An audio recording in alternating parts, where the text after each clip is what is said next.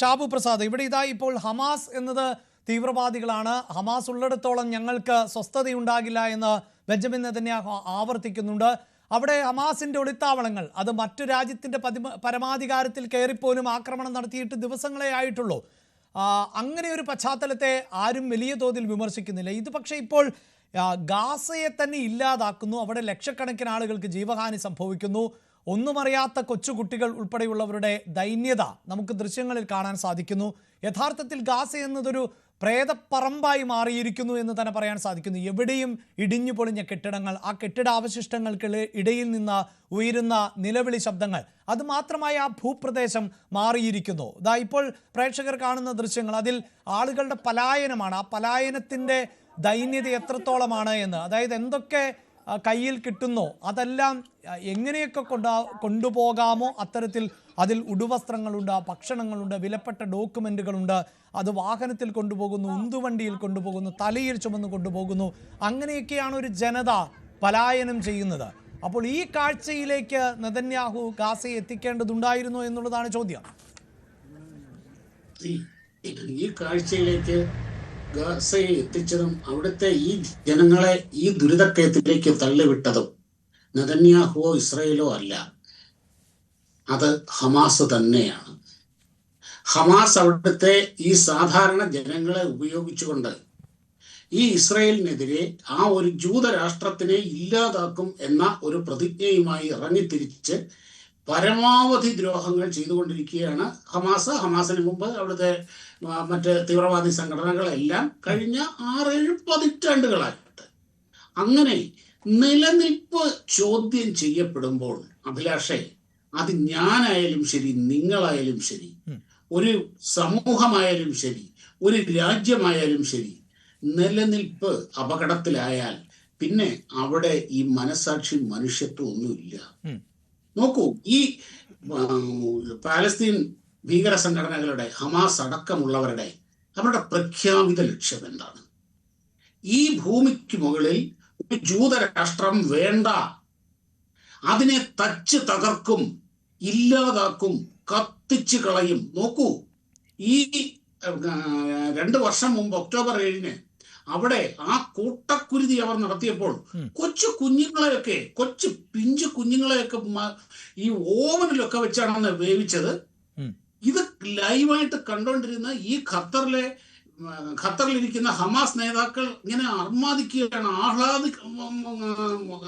പ്രകടിപ്പിക്കുകയാണ്. Yes, അതാണല്ലോ advocate Baiju തിട്ടാലി ഇവിടെ സൂചിപ്പിച്ചത്. അതായത് ഹമാസിന്റെ ഒളി കേന്ദ്രങ്ങൾ എവിടെയൊക്കെ എന്ന് അറിയുന്നതിനുള്ള സംവിധാനം ഇപ്പോൾ ലോകത്തിലെ തന്നെ ഏറ്റവും വലിയ രഹസ്യാന്വേഷണ വിഭാഗം എന്നാണല്ലോ നമ്മൾ മൊസാദിനെയൊക്കെ വിശേഷിപ്പിക്കുന്നത്. അവരുടെ ചാരക്കണ്ണുകൾ എത്താത്ത ഭൂപ്രദേശങ്ങളില്ല എന്ന് പറയുമ്പോൾ അവരാക്രമിക്കപ്പെടട്ടെ. അവരെ ഇപ്പോൾ തന്നെ കഴിഞ്ഞ ദിവസത്തെ റിപ്പോർട്ടുകൾ അനുസരിച്ച് ഹമാസ് കമാൻഡർ ഉൾപ്പെടെയൊക്കെ കൊല്ലപ്പെടുന്നു എന്നുള്ളതാണ്. അതായത് ശത്രു അവരാണ് എങ്കിൽ അവർക്ക് നേരെയാണല്ലോ ആക്രമണം നടത്തേണ്ടത് എന്നുള്ളതാണ് ചോദ്യം. ഇതിപ്പോൾ ഈ ദൃശ്യങ്ങളിൽ നമുക്ക് കാണാം, കൊച്ചുകുട്ടികൾ ഉൾപ്പെടെയുള്ളവർ ഈ വിവിധ ഏജൻസികളുടെ ഏടുകൾ അവിടേക്ക് ചെല്ലുമ്പോൾ അവർ അതിന് പിന്നാലെ, നേരത്തെ ബൈജു സാർ സൂചിപ്പിച്ച പോലെ തന്നെയാണ് നമ്മുടെ നാട്ടിലൊക്കെ കാലികളെ മേയ്ക്കാൻ വിടുമ്പോൾ അല്ലെങ്കിൽ കാലികൾക്ക് ഭക്ഷണവുമായി ചെല്ലുമ്പോൾ ഉണ്ടാകുന്ന ഒരു അവസ്ഥ, അതിന് സമാനമായ കാഴ്ചയാണ്. ഇതിങ്ങനെ നിരന്തരം നമ്മൾ കാണുകയാണല്ലോ. നോക്കൂ, ഈ ഹമാസിന്റെ അവരുടെ ഒരു രീതിയുണ്ട്. അവർ ഈ സാധാരണ ജനങ്ങളെ ഉപയോഗിച്ചുകൊണ്ടാണ് അവർ ഈ സർവ്വ വൃത്തികേടുകളും കാണിക്കുന്നത്. അവരുടെ ഇടയിൽ നിന്നുകൊണ്ട് തിരിച്ചറിയാനാവാത്ത വിധം, പെട്ടെന്ന് നോക്കുമ്പോൾ അവരുടെ ഇടയിൽ തിരിച്ചറിയാനാവാത്ത വിധം അവിടെ നിന്നുകൊണ്ടാണ് അവർ ഈ ആക്രമണങ്ങൾ മുഴുവൻ നടത്തുന്നത്.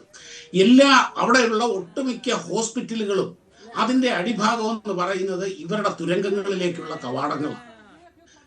100 കണക്കിന് കിലോമീറ്റർ അവരവിടെ തുരങ്കങ്ങൾ ഉണ്ടാക്കിയിട്ടുണ്ട്. അവിടെ ഇപ്പോഴും 3000-ലധികം ഹമാസ് തീവ്രവാദികൾ ഉണ്ട് എന്ന് കൃത്യമായി തന്നെ ഇസ്രായേലും മൊസാദും പറയുന്നു.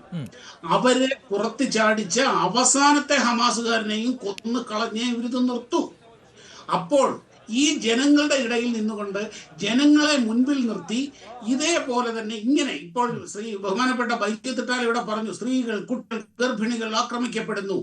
അവർ ആക്രമിക്കപ്പെടേണ്ടതും അവർ ദുരിതം അനുഭവിക്കേണ്ടതും ഏറ്റവും ഈ ഹമാസിന്റെ ആവശ്യമാണ്. അത് വെച്ചുകൊണ്ടാണ് അവർ ലോകം മുഴുവനും വിലപേശുന്നതും തിണ്ടുന്നതും. ബില്യൺ ഡോളർ കണക്കിനാണ് ഓരോരുത്തന്മാരുടെ ആസ്തി എന്ന് പറയുന്നത്. ശരി, അപ്പോൾ പോലും ശ്രീ ഷാബു പ്രസാദ്, താങ്കൾ ഈ സൂചിപ്പിക്കുന്നത് പോലെ നമുക്കറിയാമല്ലോ, ഈ ഹമാസ് എന്നത് ആ വിഭാഗത്തിന്റെ ഒരു പരിധി വരെയുള്ള നേതാക്കളെയൊക്കെ ഇല്ലാതാക്കാം. താങ്കൾ ഈ പറയുന്നത് പോലെ അവസാന നേതാവിനെയും ഇല്ലാതാക്കുക എന്ന് പറഞ്ഞാൽ ഈ ആശയധാര മറ്റു പേരുകളിലോ മറ്റു രൂപത്തിലോ ഒക്കെ ഇങ്ങനെ രൂപപ്പെട്ടുകൊണ്ടേയിരിക്കും. അപ്പോൾ സ്വാഭാവികമായും ആക്രമണം ഉണ്ടാകാം. ഒരു ഭരണകൂടത്തിന് നിലനിൽപ്പിന് വേണ്ടി അത്തരം ആക്രമണങ്ങൾ നടത്താം. ആ രാജ്യത്തിൻ്റെ സ്വാതന്ത്ര്യത്തിന് വേണ്ടിയും നിലനിൽപ്പിന് വേണ്ടിയും ഒക്കെ ആകാം. പക്ഷേ ഇതിപ്പോൾ ഈ സാധാരണക്കാരായ ആളുകൾ അത്രമേൽ പ്രഹരമേൽക്കുന്ന സാഹചര്യമാണ് ഉണ്ടാകുന്നത്. നോക്കൂ അഭിലാഷേ, ഈ തീവ്രവാദി സംഘടനകൾ അവരെ പൂർണ്ണമായും ഇല്ലാതാക്കാൻ കഴിയില്ല. ഒന്നല്ലെങ്കിൽ മറ്റൊന്നായി അവർ വന്നുകൊണ്ടിരിക്കും. ഇതൊക്കെ അടിച്ചു വിടുന്ന കാര്യങ്ങളാണ്. അപ്പൊ നമ്മുടെ അടിച്ചുവിടുന്നു എന്നതിനപ്പുറത്ത് ചരിത്രം അങ്ങനെയല്ലേ? ഞാനൊരു ചരിത്രമാണ് പറയാൻ പോകുന്നത്. നിക്കൂ ഒരു ചരിത്രമാണ് ഞാൻ പറയാൻ പോകുന്നത്. നമ്മുടെ തൊട്ടടുത്ത അയൽവക്കത്തെ ശ്രീലങ്ക ഈ ലോകത്തിലെ ചരിത്രത്തിലെ ഏറ്റവും വലിയ ഭീകര സംഘടനയായിരുന്നു LTT. ഏറ്റവും വലിയ ഭീകര സംഘടന. കരസേനയും നാവികസേനയും വ്യോമസേനയും ഉണ്ടായിരുന്ന ഭീകര സംഘടന. ഒരെണ്ണം പൊടിയെങ്കിലും ബാക്കിയുണ്ടോ? ഇപ്പം പൊടിയെങ്കിലും ബാക്കിയുണ്ടോ? ആ യുദ്ധഭൂമി, ആ ശ്രീലങ്ക ഇന്ന് ലോകത്തിലെ ഏറ്റവും വലിയ ടൂറിസ്റ്റ് ഡെസ്റ്റിനേഷനുകളിലൊന്നാണ്. ഈ ഭീകര സംഘടനകൾ എങ്ങനെയാണ് പ്രവർത്തിക്കുന്നത്? അവർക്ക് ആയുധങ്ങൾ, ഇവന്മാർക്കൊന്നും ഒരു മൊട്ടുസൂചി പോലും ഉണ്ടാക്കാൻ കഴിയില്ല. അവർക്ക് ഏതെങ്കിലും സോഴ്സിൽ നിന്ന് ആയുധങ്ങൾ കിട്ടണം, ഏതെങ്കിലും സോഴ്സിൽ നിന്ന് പണം കിട്ടണം. ഈ ആയുധങ്ങളും പണവും കിട്ടുന്ന സോഴ്സുകൾ ഇല്ലെങ്കിൽ ഇവന്മാരില്ല. അല്ലാതെ ഈ നമ്മൾ ആ ആശയം നിലനിൽക്കും, അത് ഒന്നിൽ നിന്ന് മറ്റൊന്നിലേക്ക് പടരും എന്നൊക്കെ പറഞ്ഞ് നമ്മൾ ഈ വൃത്തികെട്ടവന്മാരെ ഗ്ലോറിഫൈ ചെയ്യരുത്. അങ്ങനെയല്ല സച്ച് തകർക്കാൻ കഴിയും. എങ്ങനെയാണ് ഖാലിസ്ഥാൻ ഇവിടെ നമ്മുടെ പഞ്ചാബിലെ ഭീകര പ്രവർത്തനം ഇല്ലാതാക്കിയത്? ഖാലിസ്ഥാൻ മറ്റു പലയിടത്തും ഉണ്ടാകും, പക്ഷേ പഞ്ചാബിൽ ഇന്നില്ല. എങ്ങനെയാണ്? ബലം പ്രയോഗിച്ചാണ്, അടിച്ച് കൊന്നു തീർത്തതാണ്. അത് പറ്റും, അത് സാധിക്കും, ഒരു സംശയമില്ലാതെ. ഇപ്പൊ എത്രയോ ഭീകര സംഘടനകൾ ലോകത്ത് ഇല്ലാതായിട്ടുണ്ട് പൂർണ്ണമായിട്ടും. അതുകൊണ്ട് അതൊന്നുമല്ല, മാറുന്ന ലോകക്രമത്തിൽ ലോകം ഇന്ന് ഭീകരതയെ തിരിച്ചറിഞ്ഞുകൊണ്ടിരിക്കുകയാണ്. ഈവൻ ഈ അറബി രാജ്യങ്ങൾ പോലും ഈ ഹമാസ് ഒരു തലവേദനയാണ്. അവരിപ്പോഴും ഈ കാണിക്കുന്നതൊക്കെ വെറും ഫ്ലൂക്കാണ്. പക്ഷേ അപ്പോഴും എനിക്ക് സംശയമുണ്ട്. താങ്കൾ ഈ പറയുന്ന LTT ആകട്ടെ, ഈ പറയുന്ന ഖലിസ്ഥാൻ ആകട്ടെ, അതൊക്കെ ആ രാജ്യത്തിന്റെ പിന്തുണയോടുകൂടി നടന്ന ഓപ്പറേഷനുകളുമാണല്ലോ. അതേസമയം ഖലിസ്ഥാൻ ഇപ്പോൾ കാനഡയിൽ നമ്മൾ കണ്ടുകൊണ്ടിരിക്കുകയല്ലേ, മറ്റൊരു രൂപത്തിലോ ഭാവത്തിലോ ഒക്കെ. അപ്പോൾ ഇതിപ്പോൾ അങ്ങനെയല്ലല്ലോ. മറ്റൊരു രാജ്യത്തിൻ്റെ പരിധിയിൽ നിന്നുകൊണ്ടാണ് അവർ ഇസ്രായേലുമായി ഏറ്റുമുട്ടിക്കൊണ്ടിരിക്കുന്നത്. അതുകൊണ്ടുകൂടിയാണ് ഞാൻ ആ സംശയം ഉന്നയിക്കുന്നത്. ഇല്ല, ഒന്നാമത്തെ കാര്യം നോക്കൂ, ഈ മാറുന്ന ലോകക്രമത്തിൽ ഇന്ന് ഞാൻ മുമ്പേ പറഞ്ഞ പോലെ ലോകം ഭീകരതയെ നന്നായി തന്നെ തിരിച്ചറിഞ്ഞിട്ടുണ്ട്. ഈ GCC രാജ്യങ്ങൾ, ഈ അറബി രാജ്യങ്ങൾ ഇപ്പൊ അവിടെ അറബ് ഉച്ചകോടിയൊക്കെ ചേർന്നു, ഇസ്രായേലിനെ ശക്തമായി അപലപിച്ചു, ഞങ്ങൾ തിരിച്ചടിക്കും, തലകുത്തി നിർത്തുമെന്നൊക്കെ പറഞ്ഞ ആ പറച്ചിലേ ഉണ്ടാവുള്ളൂ. പക്ഷേ ഈ ഹമാസിനെ അഭയം കൊടുക്കാനും ഹമാസിനെ സപ്പോർട്ട് ചെയ്യാനും ഇനി ഒരൊറ്റ അറബ് രാജ്യങ്ങളും തയ്യാറാവില്ല. കാര്യം അവർക്ക് വലുത് അവരുടെ നിലനിൽപ്പാണ്. ഇവന്മാരെ കൊണ്ട് ശല്യമേ ഉള്ളൂ എന്നുള്ള കാര്യം ഏറ്റവും നന്നായി അറിയാവുന്നത് അവർക്കാണത്. ഇനി ചെയ്യില്ല അത്.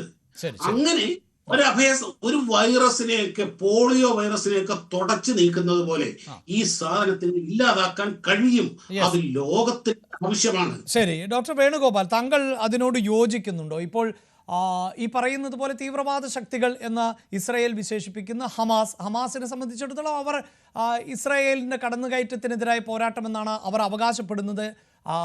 അവരുടെ പല കമാൻഡർമാരും പല വിദേശ രാജ്യങ്ങളിലുമാണ്. ഈ സൂചിപ്പിക്കുന്നത് പോലെ തന്നെ കോടിക്കണക്കിന് ആസ്തിയൊക്കെ ഉണ്ട്.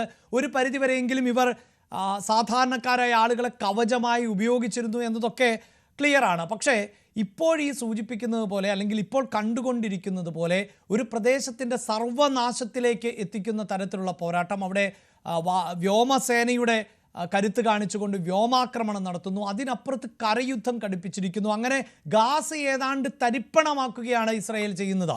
അതിലൂടെ ഹമാസിനെ ഇല്ലായ്മ ചെയ്യുക എന്നത് പ്രായോഗികമാണോ? ഇതാണോ യഥാർത്ഥത്തിൽ ഇസ്രായേലിന് മുന്നിലുള്ള വഴി?